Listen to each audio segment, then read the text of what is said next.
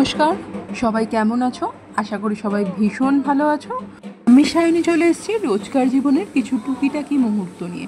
আজকে তো গুরু পূর্ণিমা, ভীষণ ভালো দিন। তো এই তিথিতে সবাই সবার গুরুদেবের কাছে যায়। যদিও আমার জীবনে গুরু বলতে প্রথম বাবা মায়ের কথাই আমার মনে পড়ে, তারপর কর্মজীবনের গুরু আছে।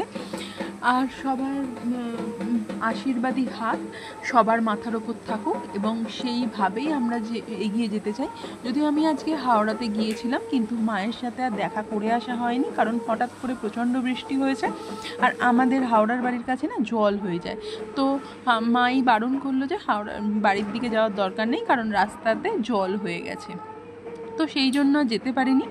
আর এই প্রসেশনটা দেখতে বেশ ভালো লাগছিল সকালবেলা। আর তারপর নিত্যনৈমিত্তিক যা কাজকর্ম থাকে, খাওয়া দাওয়া সেরে নিয়ে বেরিয়ে পড়া, কারণ আজকে অফিসে মিটিং ছিল, তো সেই উপলক্ষে বেরিয়ে পড়েছিলাম।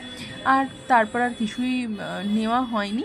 আর রাত্রিবেলা যখন ফিরছিলাম, তখন যখন হাওড়ার মধ্যে দিয়ে, মানে এটা হাওড়া স্টেশনে ঢোকার আগে বা হাওড়া স্টেশন ঢুকে গেছে, ওই বাসগুলো দাঁড়িয়ে থাকে না, দাঁড়িয়ে যেন লোক ঘর মানে ডেকে ডেকে নিয়ে আসবে। যাই হোক, প্রত্যেকেরই ফেরার তারা আছে।